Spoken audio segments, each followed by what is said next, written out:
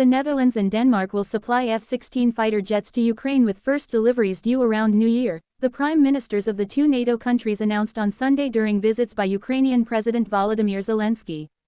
The pledge is the first real promise of F-16s for Ukraine's armed forces and comes a few days after the United States approved the possible delivery of the fighter jets by the two countries.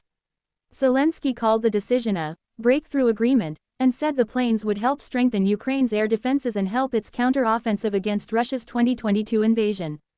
Denmark will deliver 19 jets in total, with the first 6 due to be shipped to Ukraine around New Year, followed by 8 in 2024 and 5 the following year, Danish Prime Minister Mette Frederiksen said. "We know that your freedom is our freedom. We also know that you need more weapons," Frederiksen said during a joint press conference with Zelensky in the Skridstrup airbase in Denmark. "This is why we are announcing that we are donating 19 F-16 fighter jets," she said. The Netherlands has 42 F-16s available in all but has yet to decide whether all of them will be donated, Dutch Prime Minister Mark Rutte said earlier on Sunday, when Zelensky visited the country. The Netherlands and Denmark have led a months-long push to train Ukrainian pilots to fly F-16s and to ultimately deliver the jets to help counter the air superiority of Russia, whose forces invaded Ukraine in February 2022.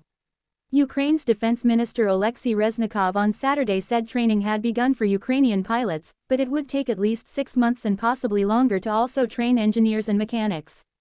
Frederiksen said over 70 Ukrainian military officials had arrived in Denmark for training. Officials from a coalition of 11 nations have said training will take place in Denmark and Romania. Ukraine has said it expects several dozens of pilots to be trained. It was unclear how many pilots had arrived in Denmark.